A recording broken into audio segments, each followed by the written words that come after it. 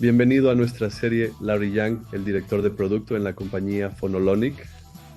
Y cuando estabas en Stanford, pensaste en todas estas innovaciones. Comenzó en la computación de alto rendimiento. Estábamos conectando televisores a Internet y eso fue cuando el Internet del consumidor era de mercado. Tengo dos títulos, uno en ingeniería eléctrica y el otro en ciencias biológicas. Siempre estaba tratando de encontrar ese nexo entre, bueno, ¿qué podemos hacer en biología? ¿Qué podemos hacer en ingeniería? No tuve esta loca idea de aprovechar tu energía neural para alimentar la electrónica. Uno de los productos más grandes que estás dejando y también trajiste mucha innovación fue Fitbit.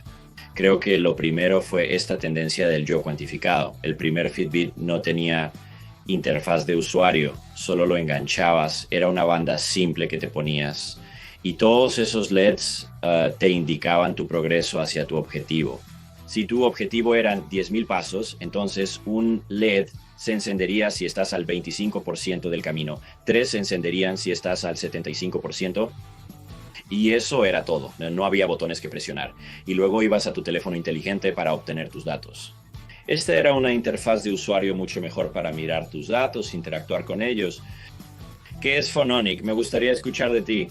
Entendemos que el clima está cambiando y cualquier cosa que podamos hacer, especialmente con las demandas de enfriamiento cada vez mayores, necesitamos alternativas. Y no solo es mejor eliminar esos refrigerantes.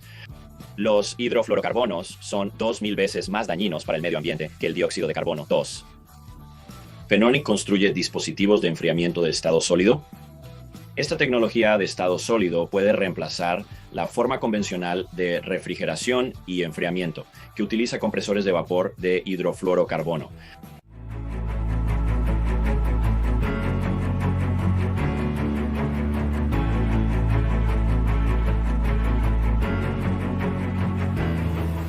Hola y bienvenidos al programa de podcast de YouTube de Dinis Guarda, una vez más impulsado por businessabc.net, cdcbc.com y Wisdomiano ahí. Seguimos perfilando a los hacedores, los creadores y especialmente a las personas que están empujando los límites de la tecnología. Y en un mundo que tiene tanta innovación, también hay muchas capas para entender lo que está frente a las cámaras, lo que está detrás de las cámaras y también, especialmente cuando tratamos con grandes herramientas de inteligencia artificial o grandes herramientas tecnológicas o experiencias en Internet, hay una enorme cantidad de trabajo detrás de escena que a veces olvidamos. Y ese trabajo son los centros de datos, son todas las cosas relacionadas con cómo miramos las diferentes soluciones que hacen nuestra vida fácil, pero al mismo tiempo hay muchas cosas diferentes, así que hoy estoy bastante emocionado de tocar un tema que no es tan, diría yo, convencional, pero que en realidad es convencional en términos de mercados de capitales, porque hay trillones de dólares siendo intercambiados en los mercados de capitales todos los días alrededor de estas áreas de centros de datos y soluciones. Y cómo miras, en primer lugar, la cantidad de sistemas de datos giga o megagiga con los que tratamos y creas todos los datos que creas todos los días y los centros de datos que gestionan esto, y especialmente en este momento, cómo ponemos esto en términos de centros de datos de inteligencia artificial de vanguardia y los requisitos de refrigeración para mantener esto creciendo y electricidad y todas las necesidades. Así que tengo una introducción bastante técnica, va a ser una entrevista técnica y también estoy muy emocionado de traer personalidades que realmente pueden ayudarnos a entender y también negocios que son bastante sólidos que llevan esto adelante. Así que doy la bienvenida a nuestra serie a Larry Young. Larry Young es un líder en tecnología con formación en ingeniería. Es el director de producto en Phononic, una empresa que ofrece innovaciones de refrigeración de estado sólido que proporcionan soluciones de alto rendimiento y eficientes en energía para centros de datos, cadena de frío óptica, e-grocery, farmacia y calefacción, ventilación y aire acondicionado. Vamos a explicar todas estas terminologías. Phononic está liderando la refrigeración de estado sólido y trabajando con hiperescaladores de Estados Unidos para redefinir la gestión térmica. La empresa fue reconocida en la lista de los 50 disruptores de Consumer News and Business Channel de 2024. Larry ha ocupado múltiples puestos de alta dirección en corporaciones globales como Google, Fitbit, Cisco, Microsoft y Microsystems Web Television Networks, por nombrar algunos. Como director de gestión de productos para Fitbit, en uno de sus roles anteriores en Google, Larry lideró la cartera de wearables principales de Fitbit, que generó más de 1.000 millones en ingresos anuales con más de 25 millones de usuarios activos. Antes de Fitbit, Larry pasó 9 años en Google en roles semiproducto, liderando plataformas de televisión conectadas, servicios de Internet y televisión de velocidad gigabit, smartphones de realidad aumentada y pagos de aplicaciones móviles. Y antes de Google, construyó microprocesadores, dispositivos de set-top y consolas de juegos y productos de videoconferencia en Microsoft y Cisco Systems, respectivamente. Así que con una fantástica carrera que abarca alrededor de 30 años construyendo productos y plataformas que conectan a las personas y a las empresas, las revolucionarias nuevas aplicaciones, servicios y contenidos, y trabajando con los principales actores tecnológicos del planeta. Larry también fue en sus roles anteriores vicepresidente del comité organizador del simposio OddShip de alto rendimiento de 2025. Y desde su educación, él tiene en ingeniería eléctrica y ciencias biológicas de la Universidad de Stanford y la maestría en ingeniería eléctrica de la Universidad de Stanford y ha contribuido a múltiples publicaciones, incluyendo la metodología de diseño de sistemas de UltraSpark. Y no voy a mencionar todas, pero solo un coprocesador de punto flotante para sistemas Spark y Larry posee una patente para un circuito que detecta la diferencia de fase entre el primer reloj base y el segundo reloj derivado del reloj base. Así que Larry, es un honor tenerte aquí y estoy bastante emocionado de continuar con el nuevo final de una carrera fantástica, pero también con todo el nivel de experiencia que tienes. Gracias, Dinis. Encantado de conocerte. Muchas gracias por invitarme a tu programa. Creo que mi trayectoria profesional realmente comenzó en la computación de alto rendimiento. Mencionaste Sun Microsystems. Estábamos construyendo computadoras de alto rendimiento que estaban en red, lo cual era bastante nuevo. Nuevo en su momento. Luego fui a una startup, Web Television Networks. Estábamos conectando televisores a Internet. Y eso fue cuando el Internet del consumidor era por marcación. Así que fue muy desafiante conectar televisores de tubo de rayos catódicos a Internet por marcación. Pero nuevamente trabajando en la integración de silicio y sistemas y software y conectividad. Luego fuimos adquiridos por Microsoft, así que pasé a liderar el equipo de la consola Xbox, donde desarrollamos la primera consola de juegos que tenía red y conectividad incorporadas. Y así nuevamente fue otra oportunidad para trabajar en silicio y sistemas. Incluso lideré un equipo interno de silicio personalizado. Éramos una de las 5 mayores empresas de semiconductores sin fábrica en ese momento, si mides eso en un número de inicios de obleas. Así que es muy nuevo para Microsoft, pero una parte importante de nuestra estrategia que yo traje a ese negocio. Luego pasé a unirme a Cisco, trabajando en videoconferencias de alto rendimiento para consumidores, nuevamente un producto conectado. Y luego fui a Google, trabajé en televisores conectados. Lideré el producto para el proyecto de Internet de velocidad gigabit, trabajé en smartphones de realidad aumentada, trabajé en pagos móviles y luego fui a Fitbit haciendo dispositivos portátiles y datos de fitness y salud. Y así el tema a lo largo de mi carrera ha sido integrar software y hardware y silicio y redes y realmente trabajando en el nexo de esas tecnologías, trabajando con ingenieros que son ágiles para ser realmente intencionales, para hacer optimizaciones y compensaciones arriba y abajo de toda esa pila. Nada sucede por accidente, así que no puedes simplemente tropezar con la descomposición de estos silos. Tienes que ser muy intencional al respecto y para mí también es divertido poder trabajar en pilas técnicas tan diversas y diferentes y poder aprender y desafiarme a mí mismo en todas ellas. Y es una carrera fantástica. Por supuesto que trabajas con, bueno, las 10 mejores empresas del planeta, digámoslo así, y también en una cantidad masiva de diversidad de innovación y configuraciones tecnológicas. Así que comencemos con tu carrera en Stanford, o al menos tus estudios y tu base. Entonces, creo que tu carrera abarca el comienzo de Internet y toda la expansión y explosión Y también ahora estás en la vanguardia de la inteligencia artificial, así que cuéntanos un poco de eso. Cuando estabas en Stanford, ¿pensaste en todas estas innovaciones y todas las cosas diferentes, un poco de tu formación educativa y lo que te llevó a convertirte en el innovador de productos que eres y también toda esta increíble carrera y portafolio?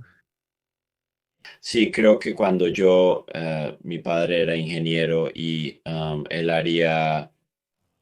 traía a casa problemas interesantes de los que me hablaba. Era un ingeniero mecánico, me contaba sobre los turbocompresores de automóviles, sobre, no sé, las cajas negras de la cabina de los aviones, y compartía algunos de los desafíos que tenía. Recuerdo que cuando estaba en la escuela primaria teníamos que dibujar una imagen de nuestros padres en el trabajo y yo dibujé una imagen de grandes estanterías y todo eso y luego tuve la oportunidad de visitarlo en su trabajo y no era nada de eso.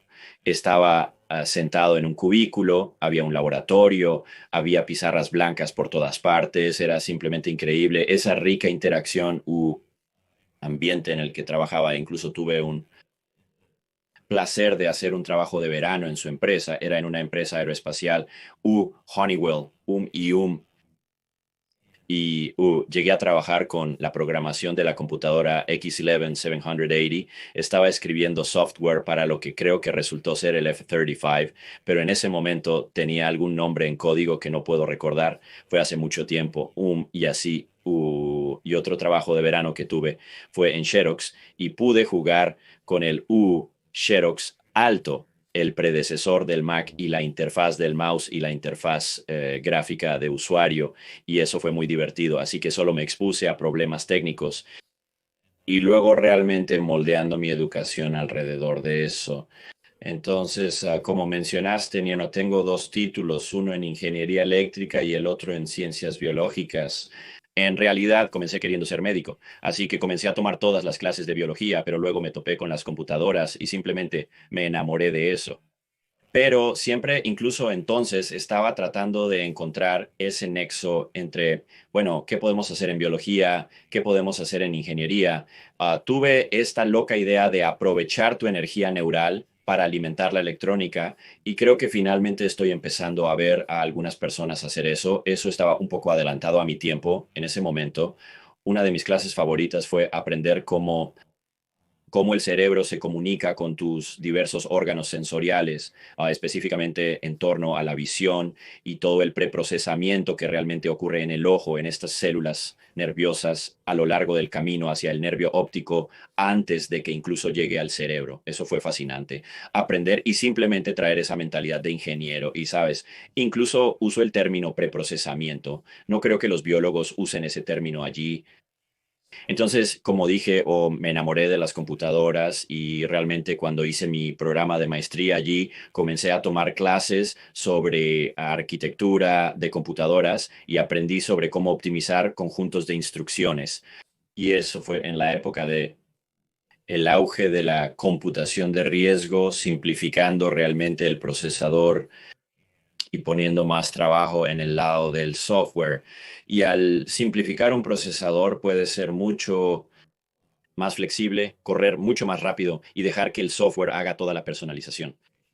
Y eso proporcionó un buen nivel de rendimiento, menores costos en el procesador y de alguna manera condujo al auge de los procesadores multicore. Y podemos hablar de todo eso más tarde. Pero ese tipo de trabajo realmente me fascinó y realmente decidí enfocarme en eso. Y luego eso es lo que de alguna manera moldeó mi carrera después. Es muy impresionante y estamos hablando de cosas muy, muy vanguardistas mezcladas con muchos productos y creo que una de las cosas que realmente es asombroso en tu carrera, que aún eres bastante joven, es que has estado gestionando una investigación técnica muy avanzada e innovación y como acabas de mencionar, muchas áreas diferentes, algunas de ellas aún cambiando la ciencia de la computación, ¿eh? Computación especial, niveles neuronales y también poniendo estos en la practicidad de productos y negocios. Entonces, ¿cómo manejas el equilibrio entre estas cosas? Y creo que una cosa que creo que es por eso que Silicon Valley, donde estás, es tan exitoso, es que logró poner una investigación muy avanzada, pero también poniéndola en productos donde Por ejemplo, yo soy europeo y soy en parte francés-portugués o portugués con francés, y estando en el Reino Unido, veo que en Europa tenemos mucha investigación, pero somos terribles poniéndola en práctica. Y veo como profesor incluso en universidades en las que estuve, a veces me cuesta incluso hacer que los estudiantes entiendan que está bien, la investigación es genial, pero tienes que conseguirlo. Así que cuéntanos sobre este equilibrio entre investigación, innovación y ponerlo en la probabilidad, productividad de productos y negocios. Sí, descubrí que para realmente encontrar el equilibrio correcto entre innovación y productos prácticos, realmente necesitas entender primero cuál es el problema que estás tratando de resolver, cuál es la necesidad urgente que un consumidor o un cliente empresarial que están tratando de resolver, y realmente necesitas profundizar y en algunos casos involucrarte en entender realmente ese problema. Cuando estaba en Google hicimos investigación de campo.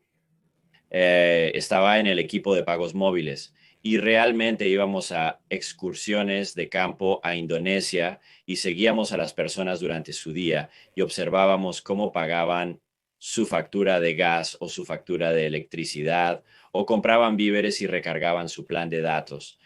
Y simplemente la forma en que lo hacían era muy diferente a cómo, por ejemplo, podríamos hacerlo en Indonesia.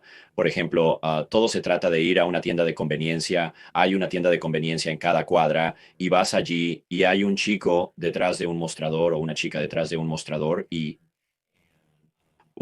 pagas tu factura de gas allí y él imprimes un pequeño recibo, o tiene un código de 10 dígitos en él, o llevas ese código de vuelta a tu casa y en tu medidor de gas hay un pequeño teclado y introduces el código, y luego estás bien para, ya sabes, otra cantidad de gas muy diferente. Y entonces realmente tienes que salir de tu burbuja para entender lo que tu cliente realmente está tratando de hacer. Y luego encontrar los problemas que son los más dolorosos, porque esos son los problemas por los que los clientes están dispuestos a sufrir o tolerar, quizás sea una mejor palabra, cualquiera de las arrugas o verrugas de un producto innovador temprano. Sí, soy un gran fan de Jeffrey Moore y el trabajo de cruzar el abismo que ha hecho durante décadas ahora. Y cuando encuentras a ese adoptante temprano, encuentras a la persona y o al equipo que simplemente tiene el problema más doloroso. Uno de mis ejemplos favoritos fue cómo Apple se introdujo en la empresa. La informática empresarial en ese momento era muy controlada por el Departamento de Tecnologías de la Información. Cada computadora que se implementa, el Departamento de Tecnologías de la Información tiene que configurarla y te dirán qué tipo obtener y qué software cargar. Y eso estaba bien para las personas de finanzas que hacían hojas de cálculo.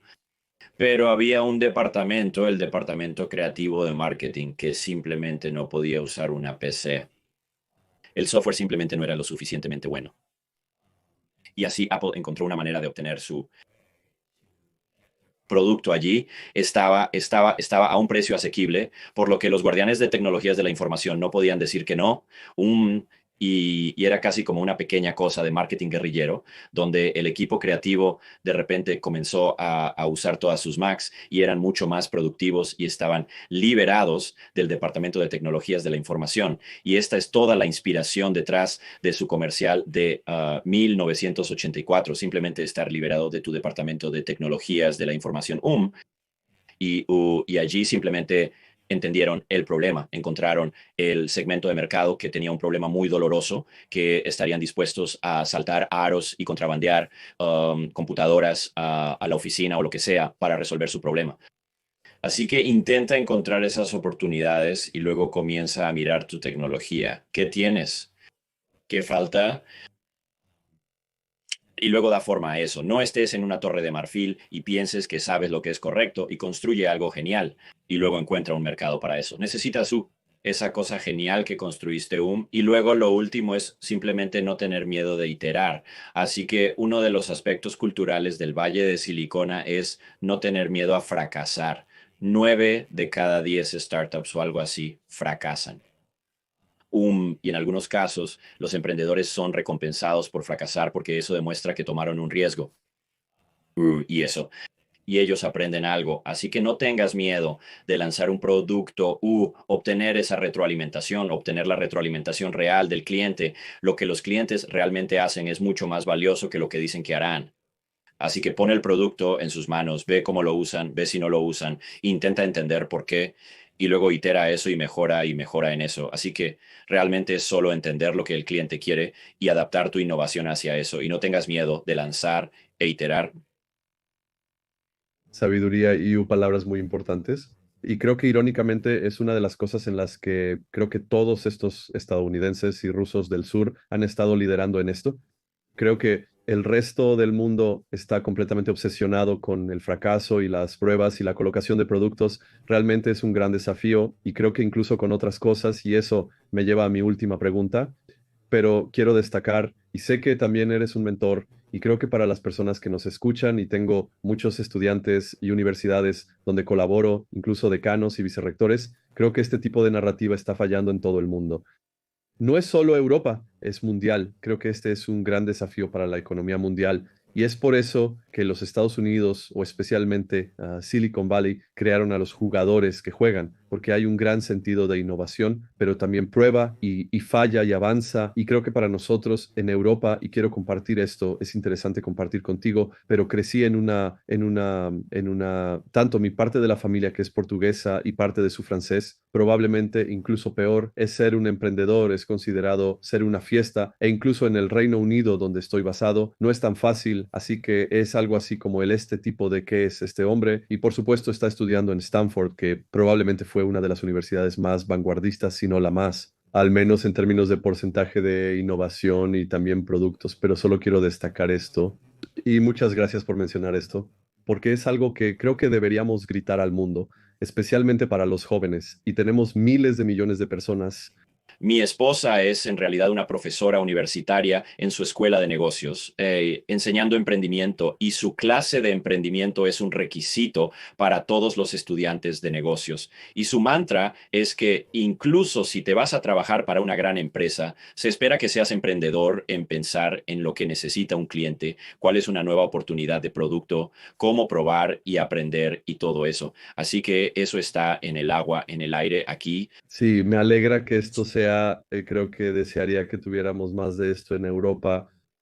Entonces, siguiente pregunta, uno de los productos más grandes que estás liderando y también has aportado mucha innovación fue Fitbit. Así que para las personas que nos escuchan, Fitbit es una marca de rastreadores de fitness portátiles y relojes inteligentes que se enfocan en ayudar a los usuarios a monitorear su salud y niveles de actividad. Y estos dispositivos rastrean varias métricas como pasos, distancia, calorías quemadas, patrones de sueño y así sucesivamente, y algunos modelos ofrecen características inteligentes y tocas algunas de estas cosas que se pueden usar, y también creo que probablemente fue el dispositivo portátil inteligente más grande que se popularizó a gran escala, millones de personas como mencioné antes, así que desde tu trabajo en Fitbit, y Fitbit fue algo realmente masivo y vanguardista que fue adoptado por creo que más de 23 millones de personas, así que cuéntanos sobre los factores clave que ayudaron a Fitbit a lograr un éxito tan significativo y también tu experiencia laboral en este producto. Por supuesto, hermano, te fuiste, pero tú eras en realidad una de las personas que eran uno de los arquitectos. Sí, creo que hubo un par de cosas que realmente se unieron que llevaron al éxito de Fitbit. Creo que lo primero fue esta tendencia de lo que llamábamos en ese momento el yo cuantificado. Creo que ya había una tendencia hacia la apreciación de los datos, la recopilación de datos, medir lo que haces. Y por lo tanto había una curiosidad sobre, bueno, cuántos pasos estoy dando y cuál es el número correcto, cuál es mi ritmo cardíaco, cuál es el rango correcto de mi ritmo cardíaco. Así que eso ya era una tendencia de consumo y luego creo el genio que los fundadores de Fitbit, James Park y Eric Friedman tenían era la simplicidad. El primer Fitbit tenía sin interfaz de usuario y podría haber tenido un LED que te indicaba si la batería se estaba agotando o no. Pero eso era todo. Todo estaba en el teléfono inteligente, ¿verdad? Y al tener esa interfaz de usuario simple, no hay botones que presionar, simplemente lo enganchaste. El siguiente que tuvieron sí tenía yo Creo que son 4 LEDs en él, pero eso fue todo. Y era una banda simple que te ponías y todo lo que te decían esos LEDs era tu progreso hacia tu objetivo. Si tu objetivo eran 10.000 pasos, entonces un LED se encendería si estás al 25% del camino, 3 se encenderían si estás al 75%. Y eso era todo, no había botones que presionar, no. Y luego vas a tu teléfono inteligente para obtener tus datos. Y creo que la simplicidad es lo que realmente llevó al producto a tener éxito. Uno de mis mantras de diseño de productos es que la mejor interfaz de usuario es ninguna interfaz, no hay botones. Para presionar, entonces el consumidor no se preocupa por si debe o no presionar el botón. Y luego. Y el teléfono inteligente, ya sabes, también supongo que era la otra tendencia despegando y por lo tanto, esta era una superficie de interfaz de usuario mucho mejor solo para mirar tus datos e interactuar con ellos. Etcétera. Tampoco querías que las personas necesariamente se preocuparan por sus pasos todo el tiempo. Mirando, ya sabes, 5 pasos más, 6 pasos más, ¿verdad? Entonces, realmente querías que fuera un poco en segundo plano, estaba haciendo su trabajo, y esa simplicidad nos mantuvo en marcha durante mucho tiempo. Finalmente, había suficiente, había alguna información que querías ver, quieres conocer tu ritmo cardíaco particular en ese momento, se volvió incómodo buscar tu teléfono móvil. Así que está bien, vamos a mostrar eso, pero siempre adoptamos ese enfoque de interfaz de usuario minimalista y creo que eso fue bastante clave para el éxito del producto. Me encanta lo que hay aquí. Esto se ha convertido en una clase magistral, así que Larry, fantástico. Hago entrevistas para otras personas y has estado compartiendo muchas perlas de sabiduría fantásticas. Estoy muy emocionado por muchas cosas que dijiste y probablemente este sea otro área en la que estoy completamente obsesionado con los productos y, para ser honesto, creo que sintetizas más de lo que probablemente aprendí en un par de años. En esta parte es fantástico y estoy siendo muy honesto al respecto, probablemente muy emocional en eso, porque es realmente un área en la que creo que con todas las personas con las que he estado trabajando y trabajo en productos de inversión bancaria que cuestan millones de dólares y a veces es la sobrecomplicación, lo que es habilidades de productos. Y creo que Fitbit es un ejemplo de ingeniería fantástica y mínima, así como un producto que es súper vanguardista, porque al final del día estás lidiando con tu elfo, con datos y todo lo demás en un solo lugar. Así que continúa en esto y hay muchas preguntas aquí que tengo. Así que estás en este momento y por supuesto tu carrera abarca muchos productos fantásticos porque trabajas con cosas realmente increíbles. Desde Xbox a muchas cosas diferentes. Vayamos a tu papel actual en Phononic. Primero que nada, ¿qué es Phononic? Lo mencioné un poco al principio, pero me gustaría escucharlo de ti. Y en realidad eres muy bueno explicando, así que pasaré la palabra y esta es una empresa fantástica. Pondremos todos los enlaces, pero viniendo de ti.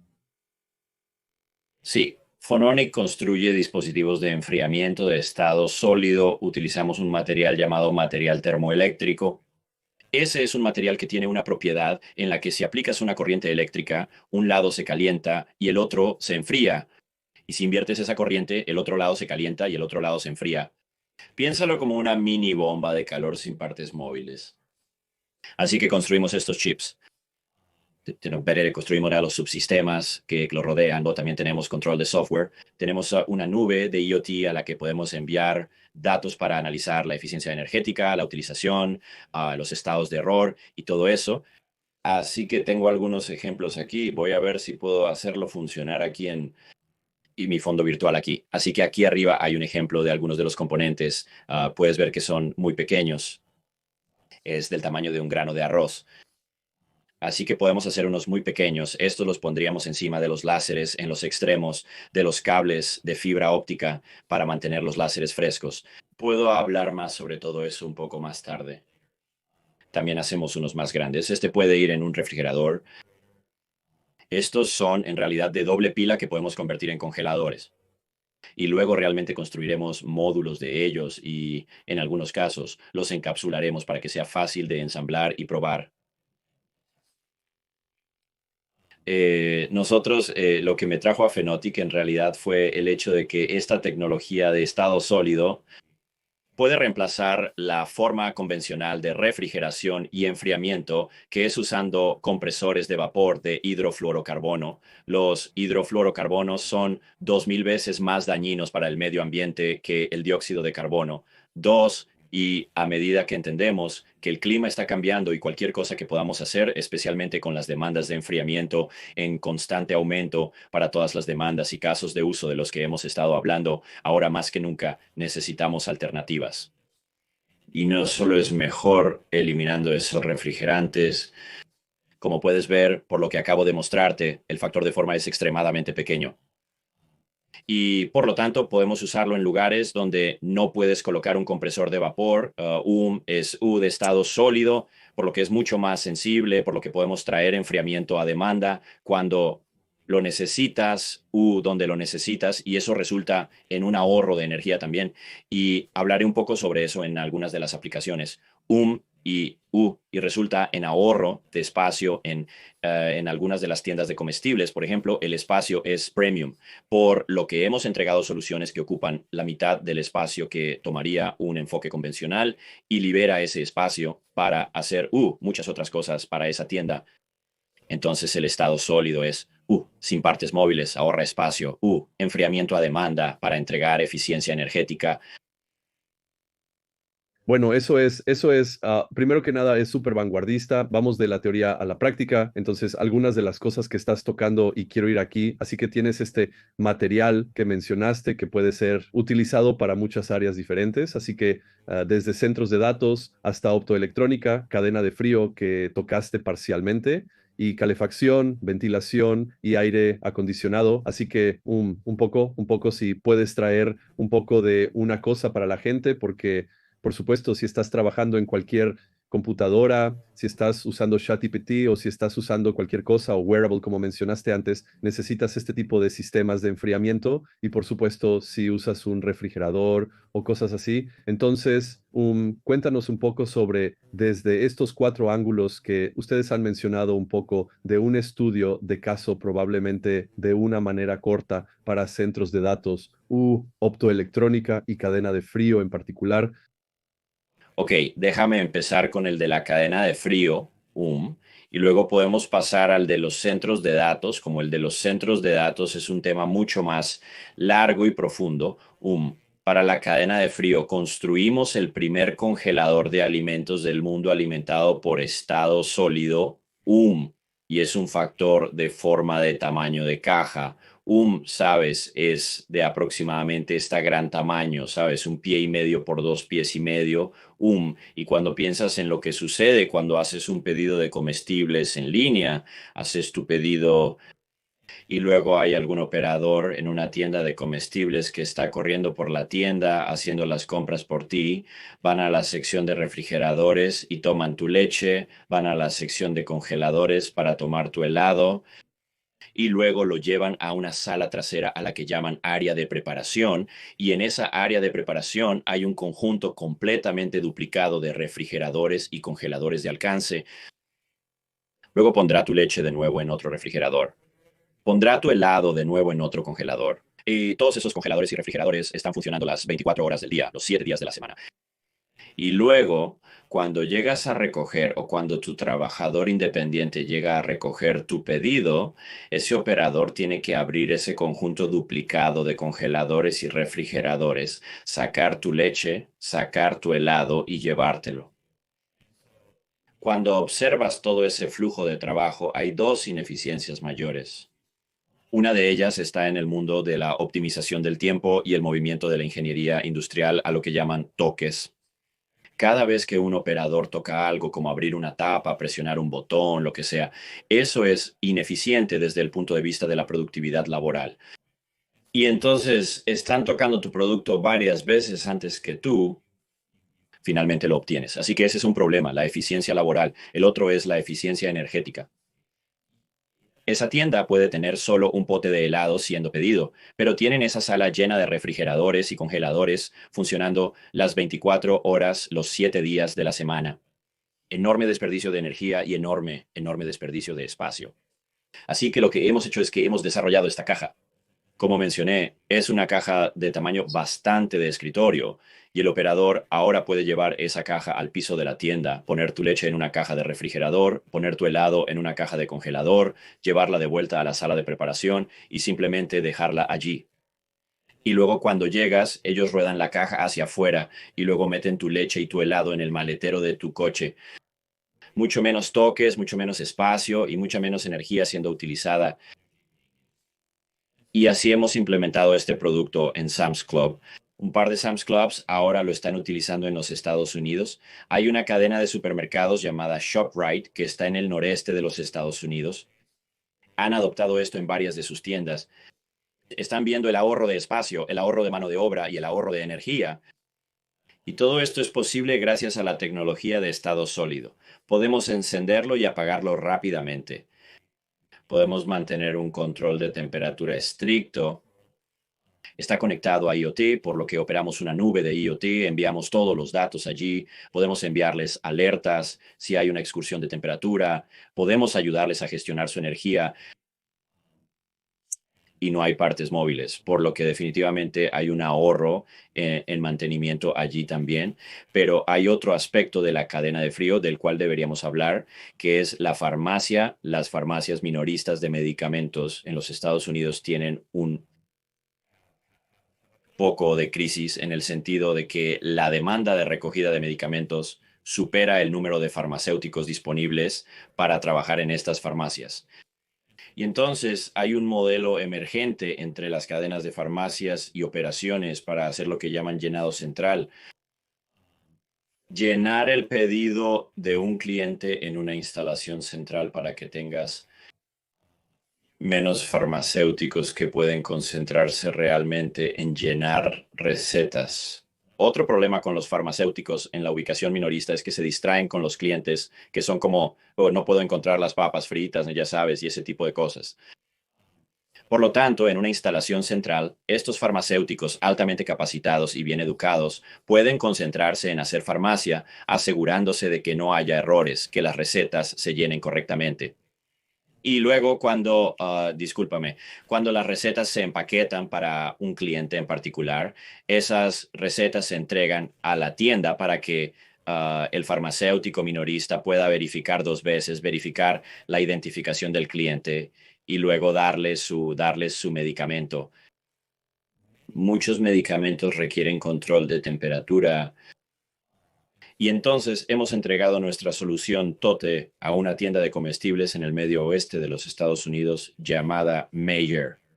Están ejecutando este tipo de operación de farmacia de llenado central y pueden usar nuestras cajas para mantener las recetas a temperatura controlada mientras procesan todos estos diferentes pedidos y luego pueden llevar y luego cuando el pedido está listo para ser enviado a la tienda central, han mantenido la temperatura todo el tiempo, por lo que es similar a una aplicación de cumplimiento de cadena de frío. Pero no solo para comestibles, sino también para productos farmacéuticos. Y luego hay otro aspecto de la cadena de frío llamado última milla. Mencioné en la situación de la tienda de comestibles de comercio electrónico que un trabajador por encargo podría estar recogiendo tu pedido. Bueno, en algunos casos la propia tienda también tiene un servicio de entrega, así que tienen sus propias camionetas y tienen un desafío con el mantenimiento de la temperatura. No tienen buenas opciones. Una podría ser hacer funcionar toda la camioneta con control de temperatura. Se desperdicia mucha energía haciendo eso. La otra opción es usar paquetes de hielo seco. El hielo seco es terrible para el medio ambiente. La energía necesaria para hacer el hielo seco para un pedido es como usar un secador de pelo durante unas 2 horas, ¿verdad? Solo para hacer el hielo para un pedido. Esa cantidad de energía se está desperdiciando y luego, por supuesto, es un material peligroso, por lo que requiere guantes y por supuesto, es CO2. Literalmente estás liberando CO2 evaporado al medio ambiente. Por lo que nuestra solución también se está implementando en vehículos de entrega de última milla, por lo que puedes mantener tu helado congelado justo donde lo necesitas y tu leche fría justo donde la necesitas y puedes apagarla una vez que hayas hecho la entrega. Puedes apagar la energía de nuestro contenedor, por lo que ahorra energía. Así que estos son solo algunos de los ejemplos sobre la realización de la cadena de frío que hemos estado implementando.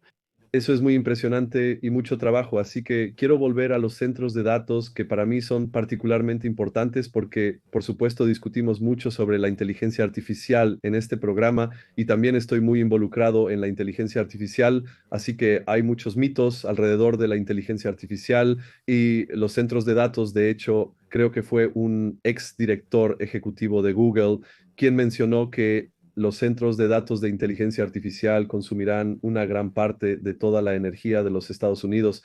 Y hay muchos temas, algunos absurdos y otros menos, y hay mucha confusión. Pero antes de ir allí, ustedes lanzaron un fantástico documento que he estado leyendo, cuyo nombre es Satisfaciendo las demandas de datos no mitigadas de las capacidades de diseño de inteligencia artificial que cumplen con los requisitos de refrigeración de los transceptores de inteligencia artificial de vanguardia. Así que podrías destacar sobre esto y creo que este es un tema para todos los que escuchan, que creo que diría que el 99% de las personas no tienen idea. Y por supuesto, lo que se obtiene en los medios de comunicación convencionales normalmente solo crea más paradojas porque hay tanta contradicción. Algunas personas dicen un extremo, pero sé que hay mucha investigación, hay mucha optimización. Pero cuéntanos primero sobre el documento. Creo que es interesante y el trabajo que Photonic está haciendo en eso. Y segundo, un poco, si puedes aportar un poco más amplio tus puntos de vista sobre los centros de datos de inteligencia artificial, un poco de enfoque científico razonable, cómo podemos abordar y cuál es la situación en eso desde una perspectiva más convencional y los efectos en la sociedad y el consumo de electricidad y también todas las áreas que ustedes están optimizando.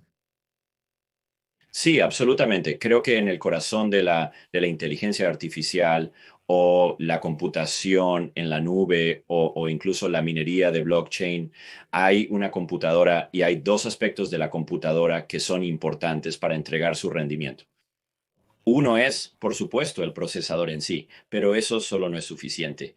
También tienes que conectar muchos procesadores juntos y así la red también es muy importante para unir. Así que hablaré primero sobre la parte de la red, porque es ahí donde Phononic comenzó de alguna manera. La mayoría de los datos que se envían alrededor del mundo e incluso entre o dentro de los centros de datos se envían por cables de fibra óptica. Los cables de fibra óptica son hilos de vidrio con láseres que se sitúan en los extremos. Los láseres están enviando los datos, ya sabes cómo son los datos digitales de la computadora son datos digitales. Cuando lo reduces es una serie de unos y ceros, y entonces puedes imaginar cuando un láser está enviando los unos y los ceros. Está utilizando una frecuencia para el uno, otra frecuencia para el cero, así que imagina un violín y una nota es un uno, otra nota es un cero. Y cuando toca la nota uno está enviando un uno, y cuando toca una nota cero está tocando un cero. Ahora imagina que Isaac Perlman está tocando este violín y está cambiando las notas a un ritmo de 1 billón de cambios de nota por segundo. Así que es una transición muy rápida, pero otra cosa que sucede es que si este violín realmente está tocando tan rápido, probablemente se va a calentar mucho solo por toda la fricción y el movimiento y las cuerdas del violín están hechas de metal. A medida que se calienta, probablemente se va a deformar y se va a desafinar. Eso es lo que sucede cuando un láser comienza a enviar datos cada vez más rápido, se calienta, se sale de las especificaciones y literalmente se desafina porque ya no está enviando a la frecuencia correcta. Y ahí es donde entramos nosotros. Estos pequeños chips que les mostraba antes se colocan en los extremos de los láseres que están dentro de estos transceptores ópticos. Transceptor significa un transmisor y receptor. Es un módulo individual del tamaño de tu dedo índice y se coloca en el extremo del cable de fibra óptica. Y nuestro chip mantiene el láser fresco, mantiene el láser afinado. Y hemos estado haciendo esto durante unos 8 años. Hemos enviado más de 30 millones de dispositivos que enfrían estos láseres y ese número está creciendo porque a medida que las tasas de datos se vuelven más y más altas, la demanda de láseres para ir más rápido está en constante aumento. Nuestra solución está en todos los principales hiperescaladores. Y estamos en Google, Amazon, Microsoft, Meta, etcétera. Estamos en los extremos de los cables de fibra óptica que llegan hasta su oficina central y llegan a su oficina central de telecomunicaciones, a su oficina de servidor, de proveedor de servicios de Internet. Estamos en los extremos de los cables que van a su casa o a su oficina o en los extremos de los cables que van a las torres celulares también. Así que en todas partes donde hay fibra óptica de alta frecuencia y alta tasa de bits, estamos allí enfriándola. Así que esa es la parte de la red. Puedo entrar en la parte del procesador. No sé si tenías una pregunta de seguimiento sobre la red. No, creo que esto es genial, así que solo para las personas que nos escuchan, porque creo que por supuesto estás en la parte de enfriar las computadoras y todos los procesos dentro de los centros de datos. Quiero probablemente explicar para alguien que no es tan técnico si pudieras traer del trabajo que estás haciendo, porque por ejemplo tu trabajo puede ser aplicado a muchas industrias diferentes. Y mencionaste un par de ellos, pero manteniendo la narrativa alrededor de los centros de datos de inteligencia artificial, ¿cómo trabajamos? Por ejemplo, digamos que tenemos a NBID Inteligencia Artificial y de hecho traje a un par de directores de NBID Inteligencia Artificial a este podcast, pero por supuesto hablamos de temas más grandes, pero quiero ir a esto porque creo que uno de los problemas con el conocimiento, y por supuesto, especialmente hoy en día, es que podemos poner todo en la misma caja y nadie sabe qué está funcionando detrás de estas cosas. Así que veamos, por ejemplo, el caso de un centro de datos de inteligencia artificial y volvamos a algunas otras cosas con Phononics, pero en el caso de un centro de datos de inteligencia artificial, digamos que estamos usando chips de NVIDIA a gran escala o no sé, una de estas, cualquier herramienta de inteligencia artificial sin mencionar demasiadas marcas y, ¿de dónde vienes y cómo funciona esto junto? Me gustaría un poco como una orquesta, si pudieras poner la arquitectura de cómo funciona esto para una audiencia más grande que tengo. Sí, absolutamente. Así que hablé sobre la parte de la red y ahora permíteme hablar sobre la parte del procesador. Esto es lo que, donde creo que quieres enfocarte en una de las cosas que distingue a una inteligencia artificial. Procesador, aparte de un procesador de propósito general, es el hecho de que está utilizando una GPU, una unidad de procesamiento gráfico. Ahora, las unidades de procesamiento gráfico se usaban tradicionalmente en aplicaciones de juegos, pero lo que es único en su arquitectura es que es masivamente paralelo. Si puedes tomar una tarea y descomponerla en diferentes partes que luego pueden operarse en paralelo, obtienes una aceleración masiva. Y la forma en que funcionan los algoritmos de inteligencia artificial hoy en día están muy bien personalizados, muy bien formados para ese tipo de aplicación, para ese tipo de arquitectura de cálculo. Y por eso ves a NVIDIA y IA han sido los líderes en procesadores gráficos durante décadas. Están muy bien posicionados para continuar con ese paradigma de cálculo y realmente apoyar al procesador de inteligencia artificial. Lo que eso significa desde el punto de vista de la potencia es que ahora gran parte del chip es operando al mismo tiempo con una unidad central de procesamiento de propósito general.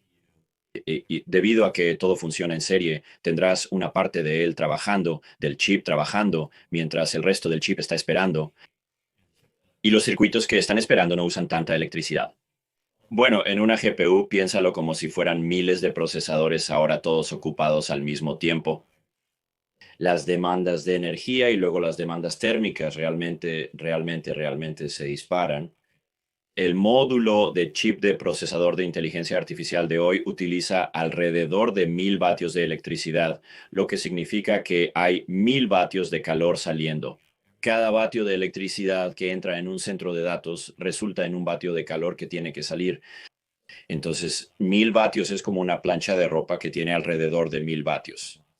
Pero el procesador de inteligencia artificial en sí es del tamaño de la mitad de una tarjeta de crédito, que es la décima parte del área de una plancha de ropa. Entonces tiene 10 veces la densidad de calor de una plancha de ropa. Te quemarás los dedos si lo tocas. De hecho, al principio de mi carrera tenía curiosidad por si un chip estaba realmente encendido y realmente O eso, debería sentirse caliente si lo toco y me quemo el dedo, así que no hagas eso, te quemarás los dedos. En un rack típico de un centro de datos de inteligencia artificial tendrás como 100 de estos procesadores y ahora estás hablando de 100 kilovatios de electricidad entrando y 100 kilovatios de calor saliendo. Esa cantidad de calor es como 16 dual. Parrillas de barbacoa Weber de doble quemador, todas empaquetadas dentro del espacio de una cabina telefónica. Así que es una tonelada de calor, el calor de 16 parrillas empaquetado en un espacio muy pequeño que tiene que salir. Y cuando simplemente sigues adelante, cuando OpenAI habla de su centro de datos, Stargate de 5 gigavatios, 5 gigavatios es suficiente calor para mantener una ciudad 2 veces el tamaño de Detroit, aunque mantenga a un lado una ciudad 2 veces el tamaño de Detroit cálida durante todo un invierno en Michigan, por lo que estas son cantidades fenomenales de calor, no solo en densidad en sí, sino también en la cantidad total de calor que se está creando. Bueno, y creo que esta es la parte que siempre quise destacar, es la complejidad y el poder de las cosas de las que estamos hablando aquí. Así que uno de los que mantienen en lo que tienes, y creo que estoy particularmente interesado porque acabas de mencionar, por supuesto, que ahora fuimos a los centros de datos y el impacto de los centros de datos. Así que ustedes lanzaron un papel y un libro sobre innovación en refrigeración para planetas en calentamiento. Sé que esta es un área en la que ustedes allá en los Estados Unidos tienen muchas contradicciones, especialmente desde un gobierno y no gubernamental, pero es un elemento clave para todo, especialmente en la industria. Y el libro es un área muy interesante. Así que la innovación en refrigeración para un planeta en calentamiento. Es fantástico y ustedes son muy generosos al ofrecerlo a cualquiera para que lo lea. Así que una de las cosas es que tocan es la tormenta de fuego sobre la refrigeración, enfrentando el momento climático con tecnología de estado sólido e innovación de estado sólido. Así que puedes destacar porque mencionaste cómo creo que tenemos una paradoja desde una comunicación es que, por un lado, tenemos toda esta innovación y luego no puede solucionar muchos problemas. Y siempre trato de ver micro y macro. Así que desde esta investigación que ustedes publican, y por supuesto esto toca sobre ESG, medio ambiente, sostenibilidad y gobernanza, que es parte de la investigación que hacen, pero desde la perspectiva de Fonónica y la investigación que hicieron, con lo cual es muy importante para desmitificar muchas cosas y cómo podemos manejar esto de una especie de manera sabia estos temas. Quiero decir, Sí, creo que hay dos aspectos que considero. Uno de ellos es, lo llamaré la inevitabilidad de necesitar resolver este problema. Digas lo que digas, la economía y la física están justo frente a nosotros. Y entonces, y luego está, esto es donde brilla la innovación. Quiero decir, hablé de ello antes, cuando hay un problema grande y doloroso, es cuando la innovación tiene la mejor oportunidad de echar raíces. Si solo miras las cosas del centro de datos de las que estamos hablando, y cuando escribimos ese libro electrónico, los centros de datos sabíamos, eran grandes, pero el auge de la inteligencia artificial aún no había echado realmente raíces. Existe una tendencia de calentamiento en el mundo. Estamos generando más calor, punto. Eso es simplemente un hecho. La inteligencia artificial simplemente se suma a eso.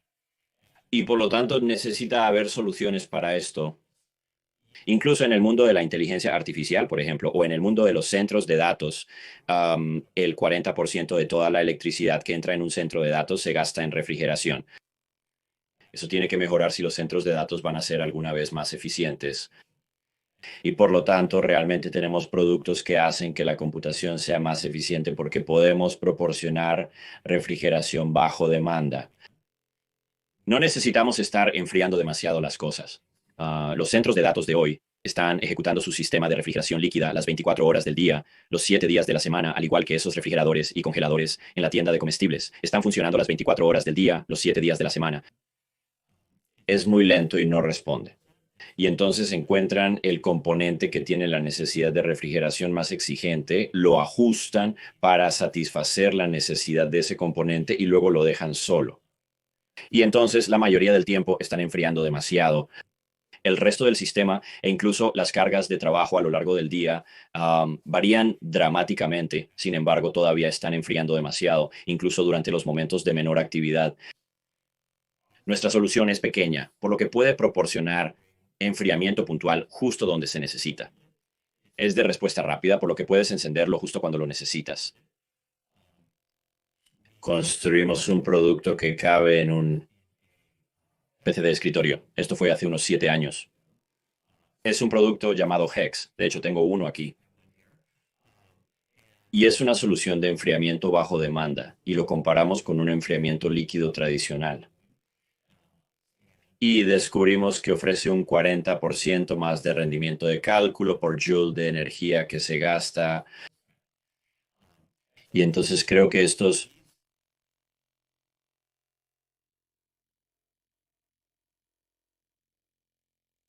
requieren una solución para ello. La inteligencia artificial es solo uno de ellos.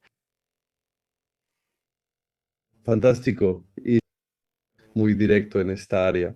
Así que continuando, ahora cambiando un poco de la refrigeración a la innovación y el impacto que tuviste en términos de electrónica de consumo, has estado involucrado en la creación de algunas de las tecnologías más impactantes en la electrónica de consumo.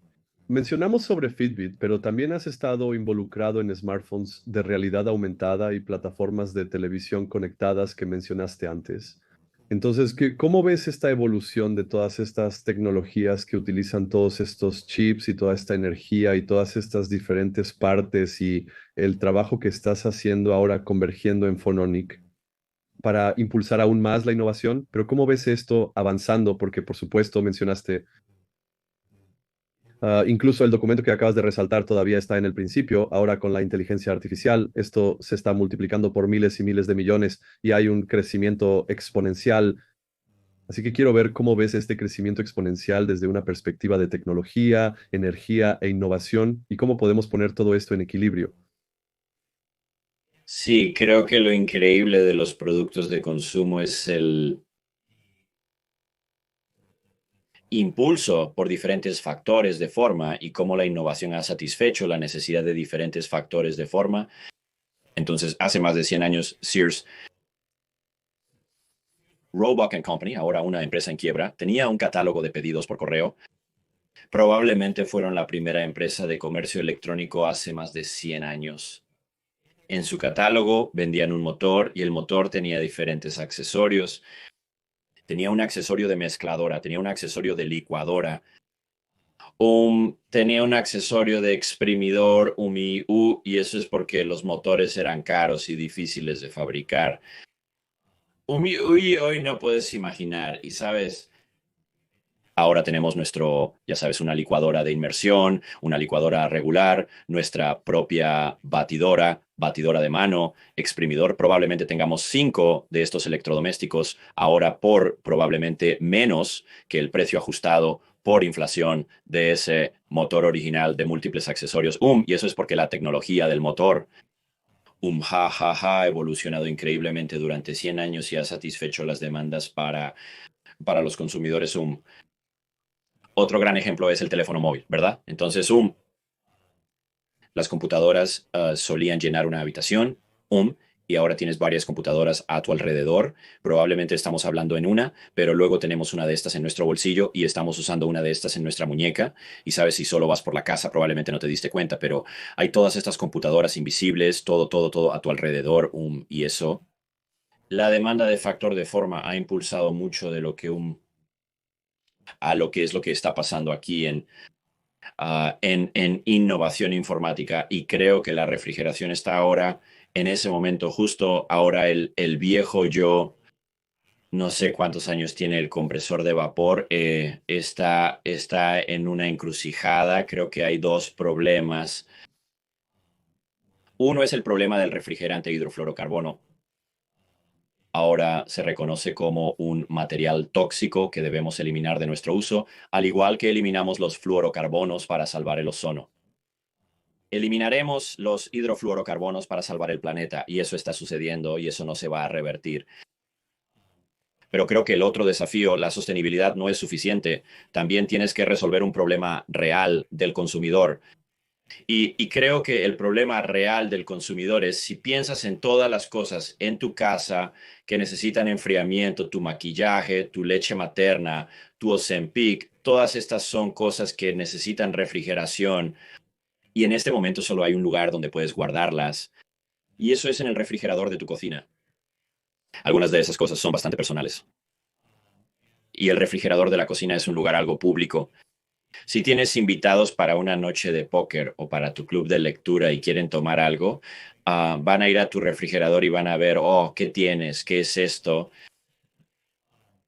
Y entonces, ¿no sería genial si pudieras modularizar la refrigeración y simplemente llevarla a todos los rincones de la casa que necesitas? Mi sobrina, de hecho, ya tiene esto.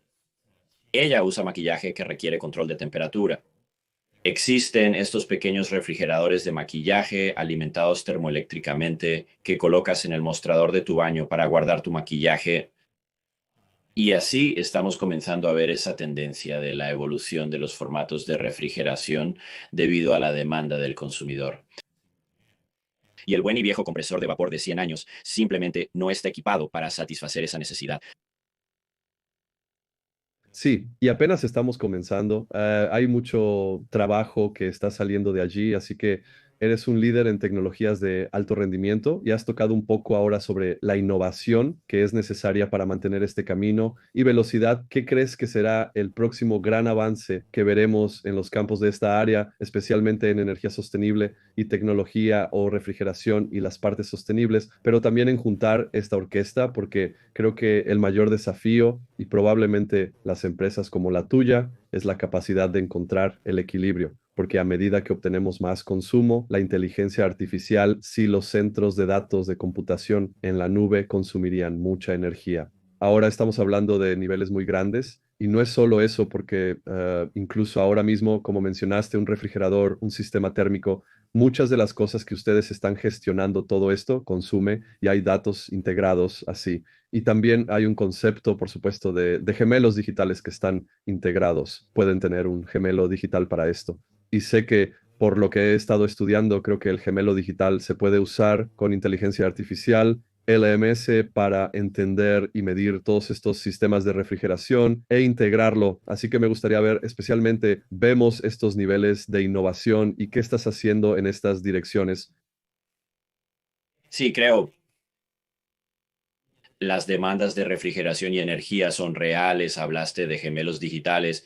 Hay un caballero en Nvidia a quien probablemente conociste, Ali Hedari. Él lidera su trabajo térmico y Nvidia ha hecho este increíble trabajo de un gemelo digital, de un centro de datos que incluye, ya sabes, no solo el modelo físico y eléctrico, sino también el modelo térmico, por lo que puedes planificar toda la construcción de tu centro de datos antes de construirlo realmente, hacer toda tu modelación térmica y tu simulación, y luego, mientras el centro de datos está operando, puedes estar monitoreándolo a través del gemelo digital y hacer experimentos para ver cómo podrías mejorar la eficiencia. Y eso es eso.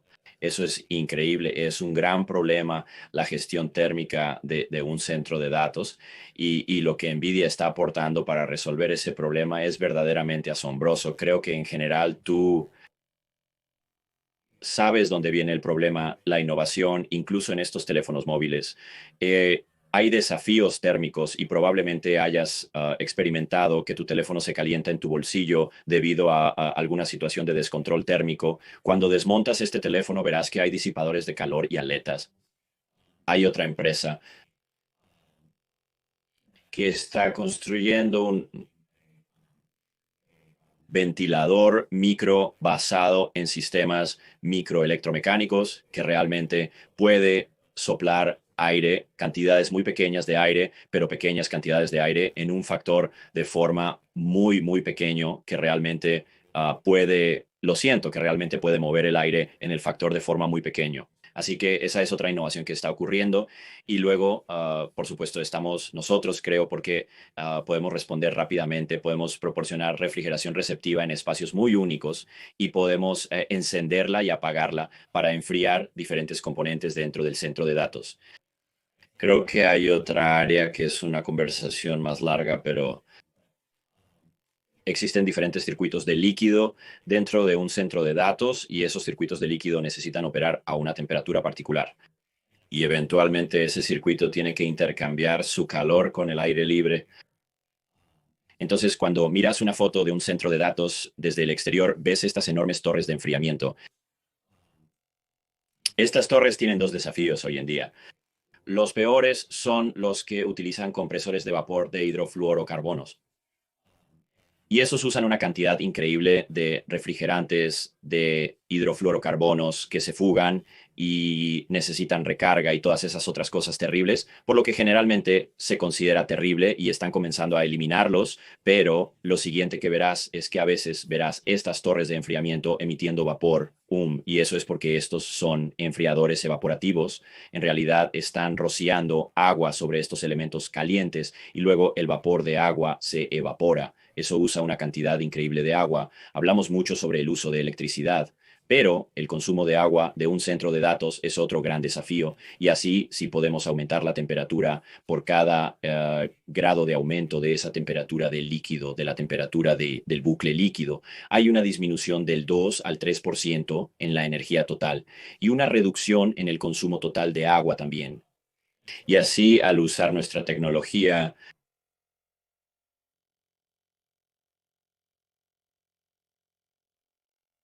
todo el circuito líquido puede operar a una temperatura más cálida y luego ahorrar energía cuando estás expulsando el calor del centro de datos. Así que esa es otra área. Podría ser su propia larga conversación sobre cómo estamos trabajando con varias de las personas encargadas del enfriamiento de las instalaciones del centro de datos para llevar nuestra tecnología a ayudar a resolver ese problema.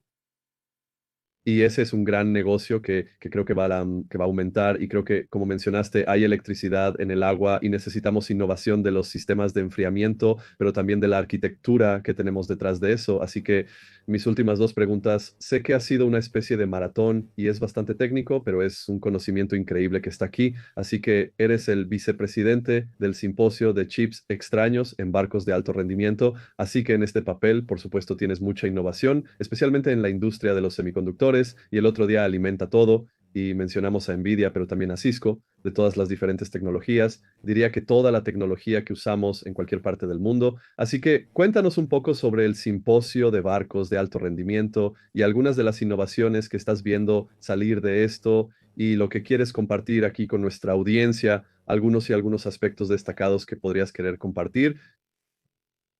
Sí, he estado involucrado con el simposio de Hot Chips ahora durante varios años. La conferencia en sí tiene más de 35 años. Asistí a las primeras y luego estuve involucrado de vez en cuando y nos enorgullece ser una conferencia para ingenieros organizada por ingenieros. Así que es 100% voluntario, equipo que no solo organiza el programa, sino que también llevamos a cabo la producción, nos encargamos de la comida, traemos el helado, nos ocupamos del estacionamiento, así que es muy voluntario. Pero está compuesto por estos arquitectos de computadoras muy exitosos que han trabajado en Intel, Advanced Micro Devices International, Business Machines, Meta, Google, ya sabes, todos los grandes jugadores. Esos son ingenieros que realmente creen en su trabajo,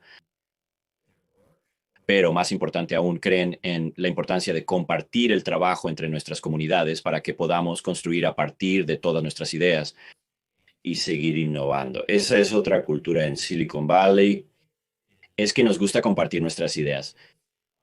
Nos gusta reunirnos y construir a partir de las ideas de los demás, porque esa es la única manera de impulsar realmente la innovación y aprender de los errores de los demás para que podamos seguir creciendo.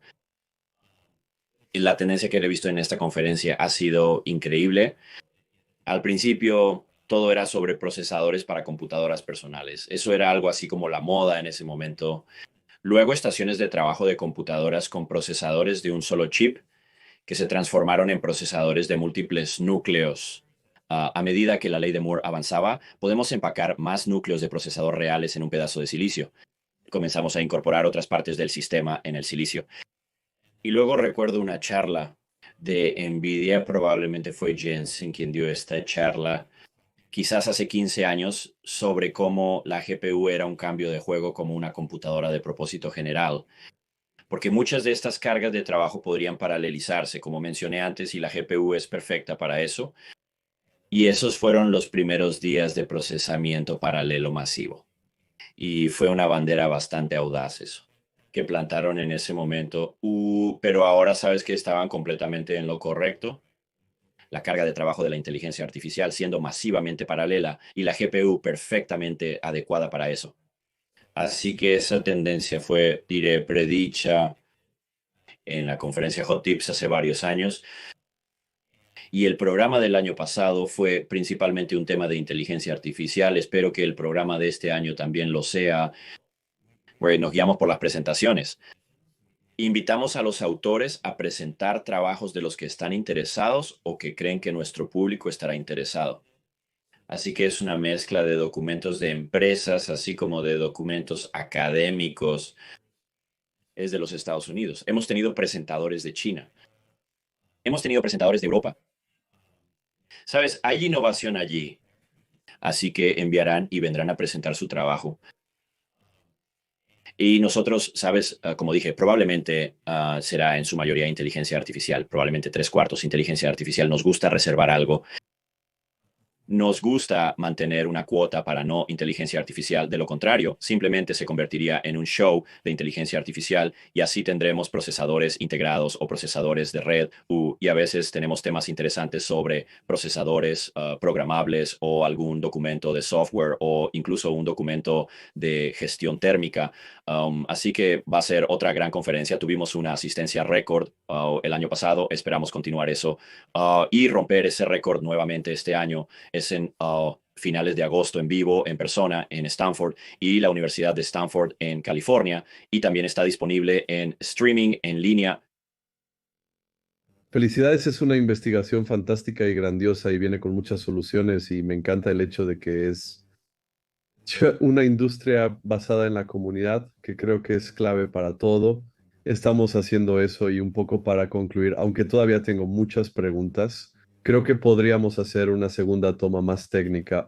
Así que ahora hay mucho aprendizaje. Estoy aprendiendo mucho y estaré preparando algunas otras cosas, pero entonces estás en la intersección de la ingeniería y el desarrollo de productos, y eso es increíble tu perfil y también tus profundos niveles de conocimiento. Así que discutimos el desafío en términos de enfriamiento y lo que ustedes están haciendo en Phononix. Y también mucho del trabajo consiste en armar estas soluciones detrás de escena que hacen nuestra vida más fácil, el rendimiento de nuestras empresas, nuestros centros de datos, pero también como mencionaste, creo que para nosotros una de las cosas que ustedes hacen es también tener muchas soluciones que tocan casi cualquier cosa, desde el comercio hasta a diferentes partes de lo que hacen. Así que desde esta innovación, y creo que probablemente dos partes de la pregunta, así que desde Phononic ustedes están tocando la última milla de la tienda de comestibles y luego tienen automatización, robótica y farmacéutica, así que tienen por supuesto, está toda la parte de todos estos sistemas de refrigeración detrás de los centros de datos, detrás de los sistemas y los materiales y los productos de ingeniería, pero también hay innovación que ves avanzando para alguien que trabajó con Microsoft, Google y en esto y Cisco y hasta Microsystems y ahora con esta empresa que por supuesto todavía es bastante joven. ¿Cómo ven el futuro para la empresa y también en la industria en general en estas áreas y otras áreas que te apasionan personalmente? Sí, creo que hay dos partes para esa pregunta. Creo que una es cómo escalamos y luego la otra es qué problemas podríamos resolver en el futuro. Creo que la cuestión de la escalabilidad es una lección que realmente aprendí en todas estas empresas con las que tuve el privilegio de trabajar.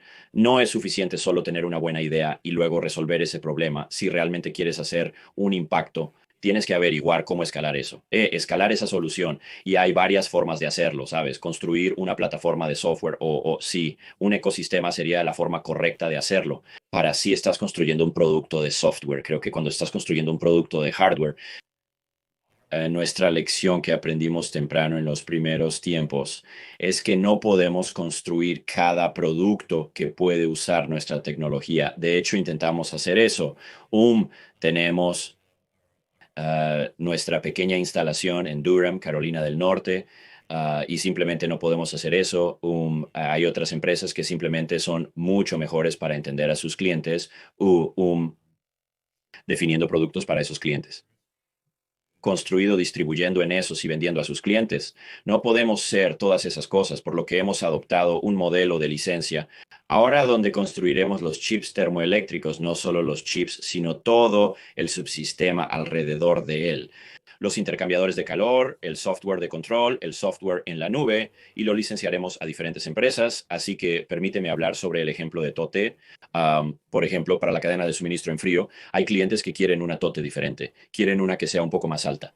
Tenemos un cliente que tiene robots que realizan almacenes automatizados. Necesita diferentes agarres e interfaces para su robot. Bueno, no vamos a construir una caja solo para ellos y construir otra caja solo para otra compañía de automatización y construir otra caja para otra. Así que les licenciaremos el diseño. Aquí están tus derechos de diseño. Puedes modificarlo como quieras. Y así estamos llevando ese modelo de licencia a todas partes en nuestro negocio, incluso en el área de centro de datos de inteligencia artificial también. Así que creo que eso es uno. La escalabilidad es muy importante, especialmente para una startup. Y ese modelo de licencia es crítico para eso. Y luego creo que hacia donde todo esto se dirige, cuando estaba en Google, ya teníamos una expresión, nunca apuestes contra el ancho de banda. Sabíamos que si acelerabas un resultado de búsqueda, los ingresos en miles de millones aumentan, ¿verdad? Hay una correlación muy clara entre velocidad de ingresos. Incluso Jensen Huang en su discurso principal de GTC, él literalmente dijo que tus ingresos estarán limitados por la energía, por tu electricidad y tus capacidades de enfriamiento. Así que no apuestes en contra de las demandas. La demanda económica que está impulsando el aumento de la red, el aumento del rendimiento, ese impulso siempre estará ahí y por lo tanto el desafío para la gestión térmica simplemente continuará aumentando. Y con ese desafío y esos problemas vienen oportunidades para la innovación y, sabes, construyendo increíbles nuevas tecnologías y productos y ayudando a esos clientes. Una forma fantástica de avanzar y creo que muy inspiradora. Sé también que eres un mentor y haces mucho trabajo en términos de juntar todo. Mencionaste la conferencia, así que solo una palabra final para nuestra audiencia y para los jóvenes que nos escuchan. Y creo que al principio mencionaste la importancia del emprendimiento sin tener miedo al fracaso y acaba de terminar ahora también tocando la importancia de no subestimar esto. Y sé que, por supuesto, ustedes están en Silicon Valley, están un poco, diría que no un poco, están muy lejos, muy adelante. Y por supuesto, mi canal retrata esto muy adelante y mi audiencia también, pero me siento especial, la geopolítica y también la diferencia en términos de países. Es un elemento clave también para mirar esto. Así que el último es un poco inspirador para los jóvenes que nos escuchan y tú eres bastante mentor tú mismo. ¿Qué consejo les das y las oportunidades que ves? Porque, por supuesto, en este momento, cuando piensas en la inteligencia artificial, hay mucha disrupción, hay muchas cosas, pero hay muchas oportunidades como muestra tu empresa. Así que me gustaría impulsar. Todas son las oportunidades más terribles que están aquí y la gente puede aprovechar eso. Sí, creo que así que en realidad acabo de terminar con un grupo de mentores hace un par de semanas y mis pensamientos de despedida para ellos son dos. Uno es siempre trabaja en los problemas más importantes y a veces esos también son los problemas más difíciles. Si estás en una empresa, especialmente una empresa grande, desafíate a ti mismo, intenta involucrarte en la estrategia de la empresa primero. No solo dejes que te lo cuenten, sé inquisitivo y curioso y busca realmente entender profundamente la estrategia de la empresa y desde allí entenderás cuáles son las prioridades y los problemas más importantes y trabaja en ellos incluso y ofrece tu tiempo si llega a ser necesario, porque esos son los problemas que recibirán más recursos, más atención e impulsarán el crecimiento de tu carrera. Así que creo que eso es uno y el otro es trabaja en cosas que realmente te despiertan curiosidad. En algunos casos, trabaja en los problemas que son divertidos de resolver. ¿Qué índice? ¿Para qué significa ese índice? Para si necesitas entender realmente qué te motiva a levantarte por la mañana, qué tipos de problemas te gusta resolver y luego intenta priorizar también en esas líneas. Así que realmente para resumirlo es trabajar en los problemas más importantes y divertirte mientras lo haces. Fantástica inspiración. Larry, ha sido un verdadero honor y he aprendido mucho y muchas cosas me hicieron pensar y potencialmente volveré a ti con un par de otras cosas, pero felicitaciones por tu trabajo y tus logros en términos de tu carrera, también tu dedicación y trabajo duro y también para las personas que nos escuchan. Por favor, aprende, interactúa con Phononic y también con Larry Young. Muchas gracias por estar aquí. Muchas gracias. Esto fue muy divertido.